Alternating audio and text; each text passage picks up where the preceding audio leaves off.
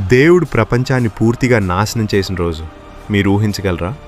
ప్రపంచం పాపంతో నిండిపోయింది. దేవుడు బాధపడ్డాడు. కానీ ఒక మనిషి ధర్మవంతుడు, అతడే నోహా. దేవుడు నోహాతో చెప్పాడు, ఒక పెద్ద నౌక నిర్మించు. చివరికి నోహా దేవుని ఆజ్ఞ ప్రకారం ఆ మహా నౌకను పూర్తిగా నిర్మించాడు. అప్పుడు దేవుని ఆజ్ఞ ప్రకారం జంతువులు జంటలుగా నౌకలోకి వచ్చాయి. అవి నౌక ద్వారం వైపు నడిచాయి. ఒక్కొటి నౌకలోకి ప్రవేశించాయి. జంతువులు నౌకలోకి ప్రవేశించిన తర్వాత నోహా నౌక ద్వారం మూసేశాడు. ఆకాశం నుండి మొదటి చినుకులు పడటం ప్రారంభమయ్యాయి. కొద్ది కాలంలో భారీ వర్షం ప్రారంభమైంది. భారీ వర్షం నిరంతరం కురుస్తూనే ఉంది. నీరు క్రమంగా పెరుగుతూ భూమిని కప్పేసింది. కొద్ది కాలంలో నౌక నేల నుండి పైకి లేచింది. చివరికి నౌక నీటిపై తేలుతూ ప్రయాణం ప్రారంభించింది.